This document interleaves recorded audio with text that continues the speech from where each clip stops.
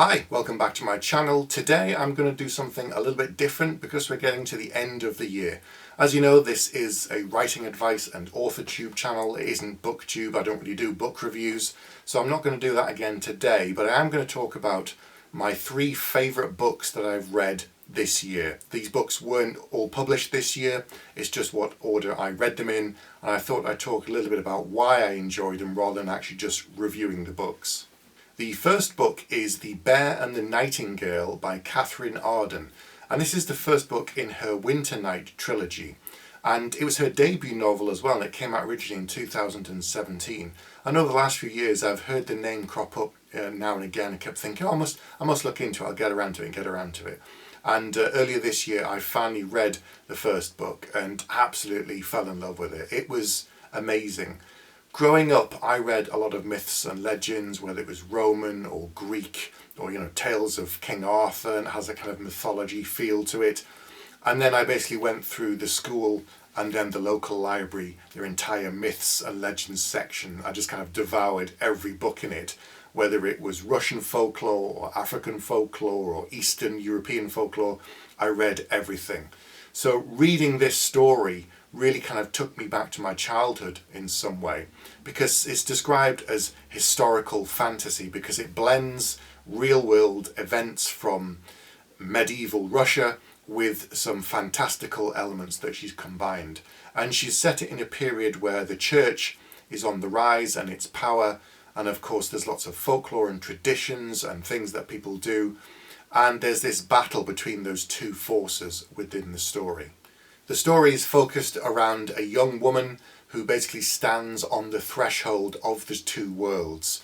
She has quite an interesting upbringing in quite a remote part of Russia, and she of course can see the spirits of the forest and the fields and talk to these fairies and communicate with them.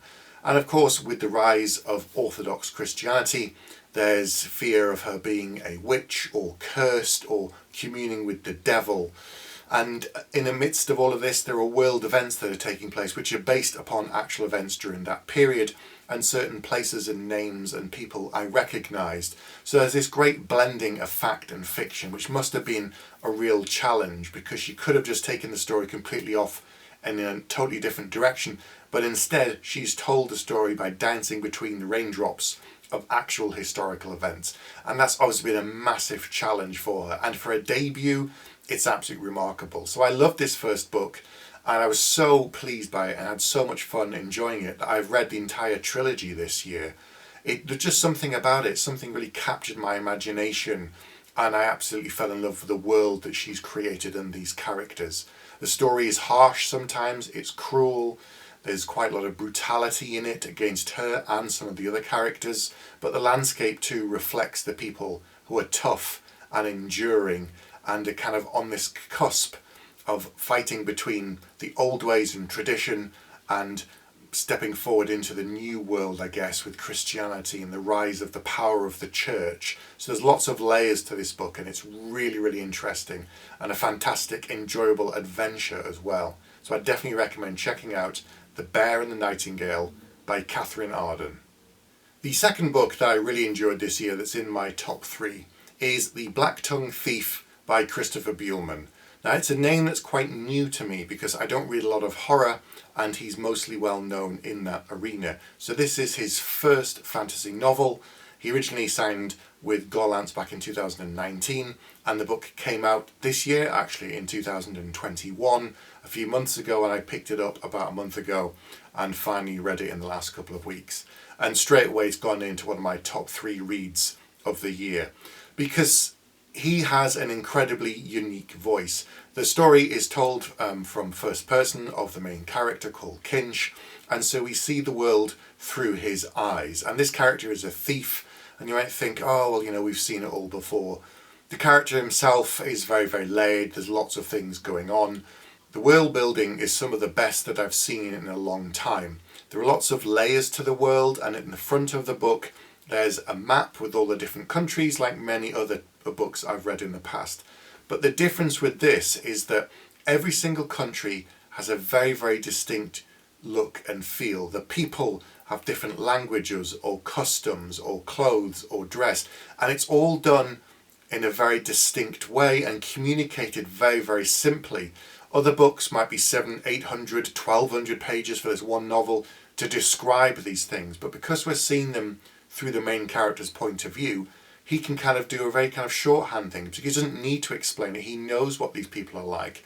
So you might meet one race and say, oh, they're very, very grumpy, and so he treats them in a certain way, and you find out who they are through the dialogue, how they interact with him. So you don't get massive kind of data dumps of information.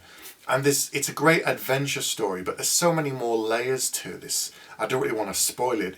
The back of the book, I would say, doesn't really do it justice. It sets up the initial premise. It talks about him meeting this other character and going with her.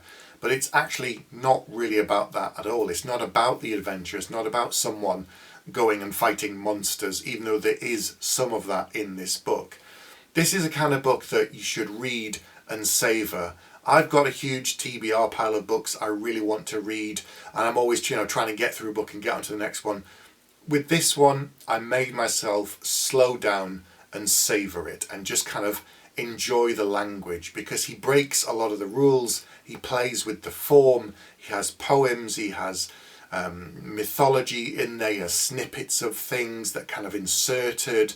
If he goes into a pub, one character starts singing, you'll get the song and you get all of the lyrics. And it's just really, really a layered way of doing it. I really enjoyed seeing that. There's lots of familiar tropes you might see, certain non-human races, but he's done something unique every single time. The main kind of antagonists in the book, I guess, are goblins, but in the book he's done something that's made them very distinct, quite disturbing, quite scary, and very alien in nature. I think back to the old days of the Star Trek shows where every time they'd bring on a new race, they'd get a human and just stick another bit of plastic somewhere on the forehead, and then the next time it would be over there instead. And oh, it's a different race. Yes, they're very distinct from the other races that we've seen 20 times. And there was just so little difference. It was a cheap way of creating another race that wasn't human because they needed it for the story. But with this, the goblins aren't what you expect.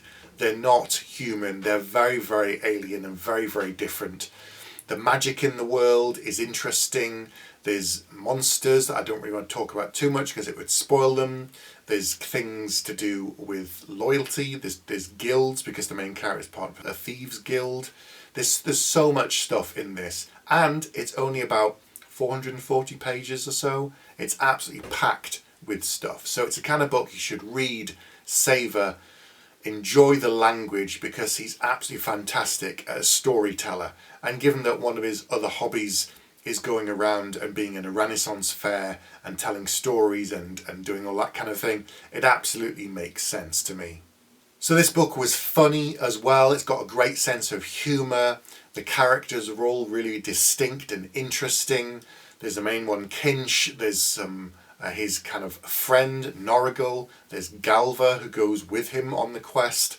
And there's just so many other characters that he meets along the way that all have very, very distinct flavour as well. And nobody is completely good or evil. This isn't a book that deals in simplicity. There's lots of shades of grey when it comes to the world, people's motivations, the characters, the countries. There's just layer upon layer in this book, and you get to kind of navigate through some of it. I believe the book is the first one of a trilogy, and I can't wait to come back to this world. And this is probably a book I'm going to read again, because I'm sure I've missed a lot of stuff. Even with taking my time and reading it slowly, I think there's things that I've just missed. And I want to spend time with these characters again. So check out The Black-Tongued Thief by Christopher Buehlman. The third book that I read this year that's in my top 3 is one from quite a long time ago that I only got round to reading this year. And I read it early this year, and it's kind of been stuck in my brain ever since. And this is I Have No Mouth and I Must Scream, a collection of short stories, including that one by Harlan Ellison. If you've never heard of Harlan Ellison, he was a science fiction writer who passed away a few years ago, but he was very, very prolific. He wrote a lot of short stories during the 60s and 70s. He wrote for Star Trek, and he's been in quite a lot of hot water over the years. He was known to be very abrasive, very abrupt, very cranky, very outspoken, but he was also very articulate, very intelligent, and very, very prolific when it came to writing short stories and later some novels. He also has been in battle with Hollywood several times. Once was for the film Terminator, which turned out was being ripped off from one of his stories called Soldier. And he went after them and was saying, you shouldn't do this, you'll never win. And he went after them, and eventually he won the lawsuit. And now in the first Terminator film, if you watch the credits, it'll say based upon the work of Harlan Ellison. So they settled it, that kind of dispute. So he wasn't someone who would ever compromise. He wasn't someone who would ever back down, and he was someone who was always pushing himself and his work and other people, by the sounds of it. And some people really didn't like him because of his abrasive nature, and they just couldn't really get on with him. Ellison won a number of awards, Hugos, Nebulas, and so on, so he was highly regarded within the science fiction and fantasy community. Now, I read this book this year, and I've known about Ellison for a long time, but it's just one of these gaps in my reading history that I never got around to. And I must have watched dozens of interviews with him before this year, whether he was talking about being a consulting producer on Babylon 5, he did kind of some of the sanity checking for the creator. I knew the thing to do with Terminator, and I've watched many of his other talks where people ask him questions about how he writes or his stories or his ideas. But for some reason I just hadn't got around to reading it. So I read the story, I really enjoyed it, it was really, really good. I think reading the stories this year kind of brought all that information that I had and all of the stuff I knew about him, and it kind of coalesced into my brain. I remember a story from Joe Straczynski, who's the creator of Babylon 5, and when he was a young man he was writing stories, and this was probably back in the 70s I think, and he'd read a magazine with a short story in the back by Harlan Ellison, and at the bottom there was a telephone number. And this is of course before the internet, before any of this kind of stuff, and Joe had been writing stories and struggling with them, and so he thought, maybe Harlan can help me. And so he rang the phone number, not expecting to get through to him, and it was Harlan Ellison. And he sort of said, well, what's the problem? What do you want? And Joe says, well, I'm writing these stories that I'm really struggling with them and not very good. And and Harlan gave him some advice that was, as you would expect, quite abrupt. Basically to write better stories and stop writing crap. That's kind of the paraphrasing what I said. And years later, Joe Straczynski was then working with Harlan Ellison. He reminded him of that story, and I think he remembered too. So all of that kind of swirled around in my brain this year, and now I'm kind of being haunted by the ghost of Harlan Ellison, who's kind of pushing me to do better. I don't think my previous stories or novels were crap. I don't think that. I don't think I was phoning them in any way.